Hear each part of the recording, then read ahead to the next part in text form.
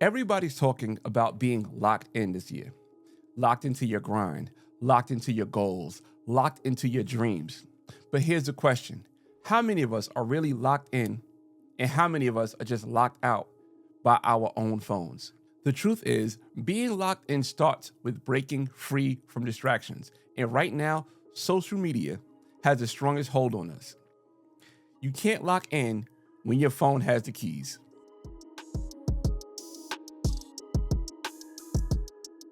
What's going on, y'all, man? Welcome back to the Broken Traditions Podcast with your host, Leron Gaskins, aka Big Ellie. They call me Big Ellie. On this podcast, we talk about breaking away from your cell phone, which I call the digital incarceration. Now, when I say break away from your cell phone, I'm not telling you to be some hermit that's living in the woods or some nomad that's living in the woods like the Unabomber, the profile the Unabomber was. I'm not telling you to do that. What I'm telling you is let's work on getting control of your cell phone and your social media use. If that's something that you're interested in, I would suggest download my workbook. My workbook is free. You can download it on my website. It's called the Digital Release Plan. It helps you break away from the digital incarceration, and it helps you get focused into your life and get a grip on certain things and not continue to doom scrolling. So now this episode is about being locked in. And a lot of times you see people saying they're locked in. You see people, ready to tackle their goals. They're ready to, achieve great things. And I love it. I love it. One, I love it because it's happening before New Year's, right? Everybody always have these New Year's resolutions. If you're being locked in right now, I'm recording this episode in September. If you're being locked in September, by 2026, you're going to be well far ahead of anybody who's starting their goals or starting their season in January 1st of 2026. So shout out to you for being locked in. If you're going to be locked in, let me give you guys some advice before we get into the content of the cell phone addiction and how that is taken away from you being locked in. These are some of the things that I use for being locked in. I understand you see Leron Gaskins as a content creator, right? Okay, I'm creating content, doing podcasts. I got the Wins and Lessons podcast. So shout out to the Wins and Lessons podcast. Make sure you subscribe to the Wins and Lessons podcast. But you might just see that, but you're not seeing Leron Gaskins as the husband, Leron Gaskins as the father, Leron Gaskins as the employee, Leron Gaskins as the employer, Leron Gaskins as the son, as the brother, the cousin, the uncle.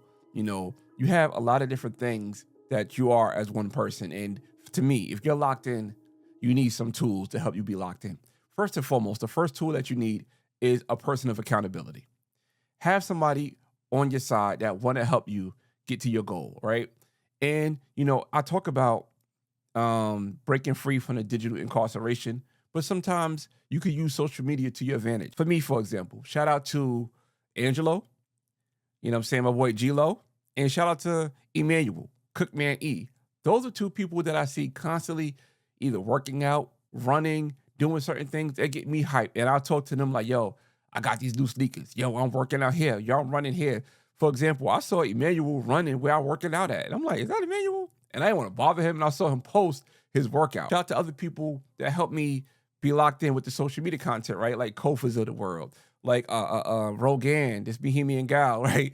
Rogan, she said to me, yo, we like coworkers. We like social media coworkers. And I'm like, I didn't even think of it like that. But yeah, we all like that because we do bounce ideas off of each other. And shout out to the people that's helped you be locked in. But another tool that I would suggest that you need to have if you're going to be locked in, and it's going to sound simple, but I would suggest it. And I won't suggest a digital version. I would suggest a physical version, a planner.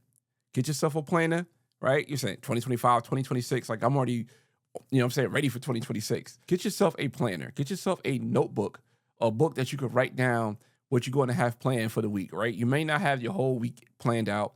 You may have some days that's empty when you start doing this, but when things are starting to come up in your head, you can write it out and make sure that you write it and be very intentional on writing these things out. Next thing I would suggest to get is a notebook, right? Get yourself a notebook so you could journal, so you can write down your thoughts and ideas, write down, your progress on the things that you're working on, whether it's your finance, whether it's your fitness, whether it's, just a goal that you want to get to. And I would suggest writing it down, because writing down your planning and writing down your goals and writing down journaling, trust me, it has a very big impact on you being locked in. a bigger impact that you would not believe. 2 books, right, I would suggest that you could get, and I'll put links to these books in the show notes. It's 2 books, right, that will help you get locked in, that you could read these books, because these books are definitely some books that are like bestsellers. First and foremost, Atomic Habits. I'll say get Atomic Habits by James Clear. There we go, right there. There we go. Tiny changes, remarkable results. I'll say get that book. And the next book, if you read after that, I'll say get the Compound Effect by Darren Hardy. Get these 2 books. Why the focus? There we go. Get the Compound Effect by Darren Hardy. Those 2 books to me were accelerated my locked in season. If you're somebody who feels like, hey, I want to be locked in, but I do have a problem with this phone, right? I do have a solution for you. Download my free workbook called The Digital Release.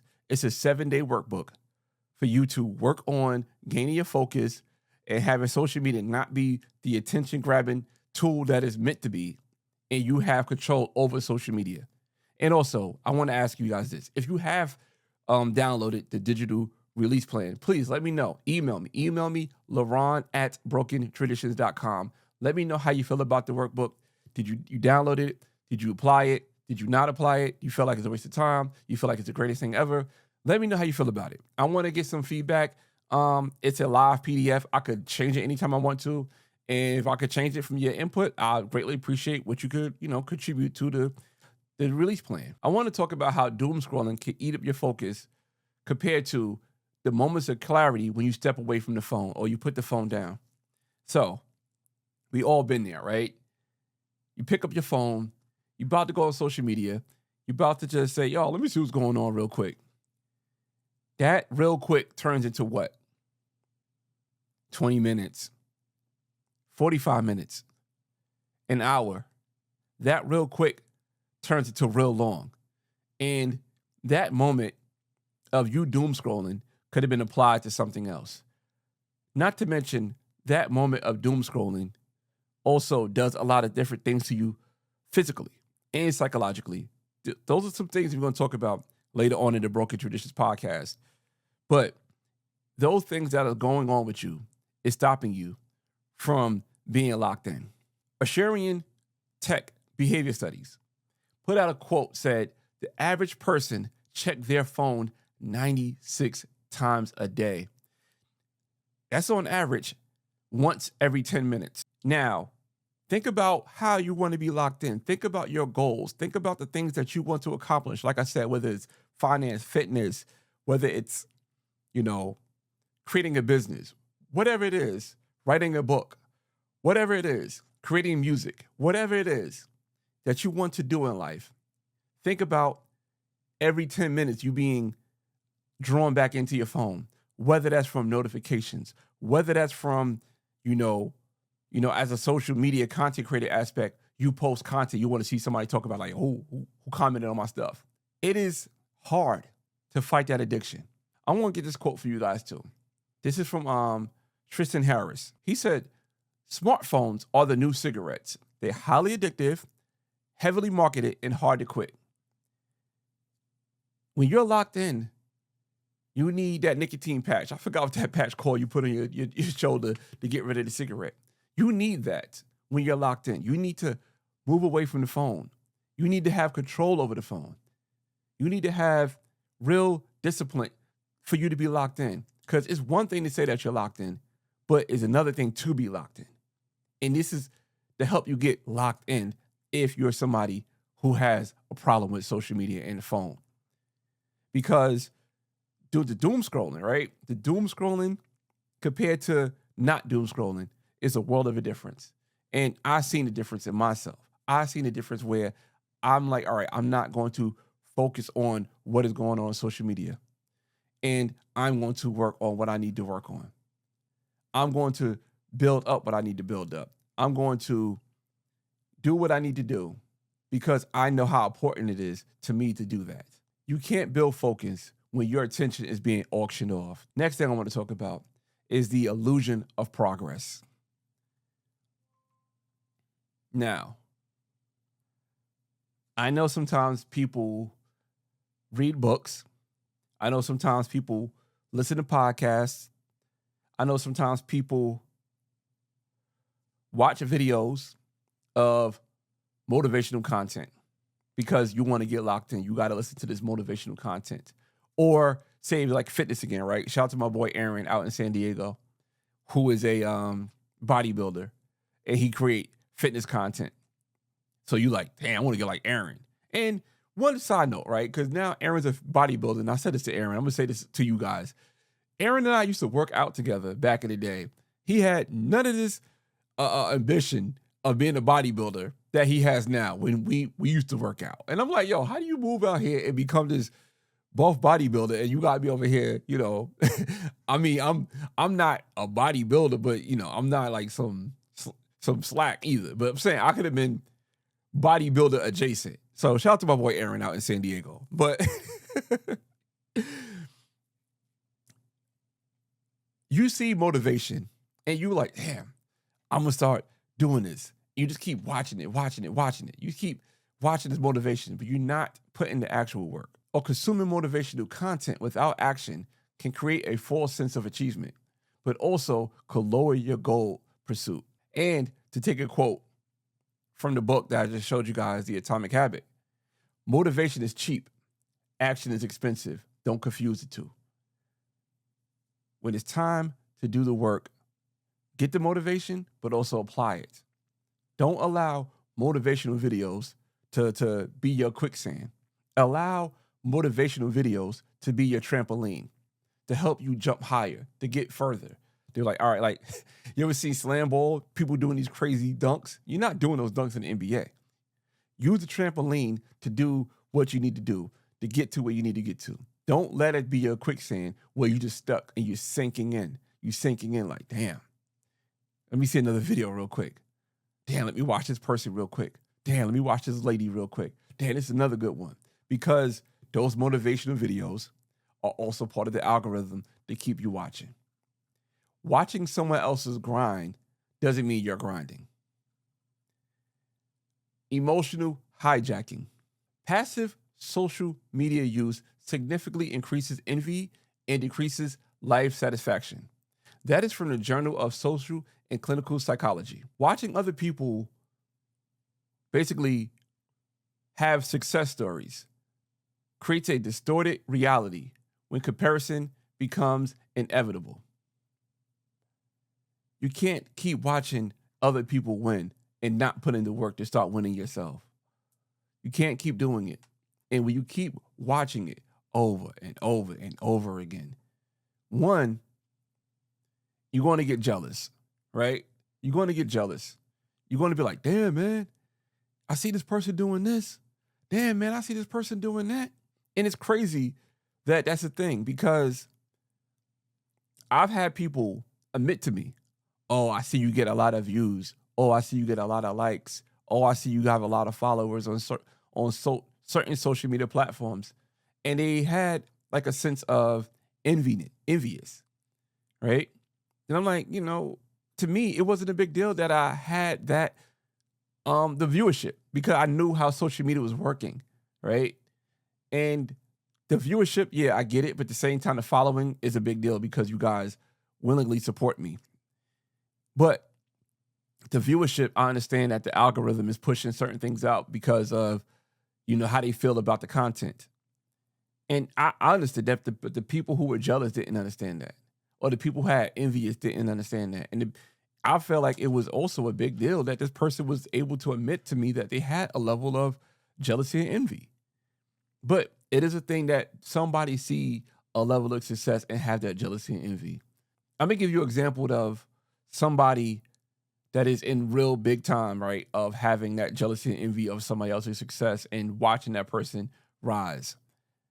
The moment that Shannon Sharpe got that interview with Cat Williams and how Shannon Sharpe podcast skyrocketed, you're starting to see a lot of people have jealous and envy of Shannon Sharpe. I did a podcast episode back when I did social commentary with Broken Traditions. I talked about how Shannon Sharpe was one of the hardest working people in content creation, how he was so focused and how he was so prepared when it comes to content creation. And people were jealous of him. One person I can remember that was calling Shannon Sharpe out in real time was Shaquille O'Neal. And I'm like, you don't know the work that this man put in to get to where he's at. But at the same time, you are saying these things about him, right? I think he dialed it back. I forgot what happened. I mean, after a while, I stopped paying attention to it. But, you see that level of jealousy. And it was times that I caught myself seeing other content creators getting more viewership. And I'm like, damn, man, what is this person doing? I think I got a better camera than him. Yo, I got this $450 mic. Yo, I got this, I got that. You know what I'm saying? So don't watch other people's success. Instead, get into your success. And I'm going to give you a perfect example of somebody that is close to me, which is my wife, Mama Lex, right? She stepped away from social media, but she's also working on herself. She's working on things that she need to work on, but she's not comparing herself to an endless feed of showing her people that she wants to be like. It's her versus her. You know what I'm saying? And I love that. It's her versus her. And also she's in a community that's helping her get to where she wants to be at. You can't lock in on your life when you locked into other people's. Reclaiming control to truly lock in. 7-day workbook that I created, the digital release plan that you could download can help you start, right? And when I did it myself, during the time I was doing it, I started to feel sharper, more focused, and I was more control of my goals. I was able to launch the Wins and Lessons podcast, right? Like, you guys see the podcast, people, hit me up and tell me how much they love it. I was able to do something like that because I had a digital detox, because I was more focused. And, when you're a content creator, sometimes you are the producer. Sometimes you are the editor. Sometimes you are the script writer. Sometimes you are all these things. And with, Wins and Lessons, I have Mama Lex helping me with that. But that moving away from that phone helped me get to that part. And from Harvard Business Review, people who set daily screen time limits report 21% of higher productivity and greater well-being. Do you have daily screen time limits? Or do you have daily screen time limits that you ignore and you override because you want to get back to the scrolling? Let me know in the comments, because sometimes people do have that. Cal Newport said, your future depends on what you do today. If today is all scroll, tomorrow will be all regret. So if you serious about being locked in, I hope that you are serious, because it's beneficial to you. It's beneficial to your spouse. It's beneficial to your children. It's beneficial to your family. It's beneficial to your friends. You become a better person when you're locked in. And the person on the other side of being locked in will be a present, a blessing to everybody that comes across that person. But first, you need to break out. You need to break out of the digital incarceration that's holding you back. And here's the truth. The addiction is heavily funded. The algorithms are designed to keep you scrolling. The only way out is to take back control. And that's why I told you again, the digital release, my 7-day workbook, my free 7-day workbook to help you reclaim your time and your focus and your freedom. I'll put it in the pinned comments. Download it on brokentraditions.com. Or you watching this or you listen to this on Amazon, Spotify, Apple Podcasts, it'll be in the show notes. The digital release. Don't just lock in. Break out first. Appreciate y'all. Peace. Till next time. Real Rap Ron signing off. Later. Peace.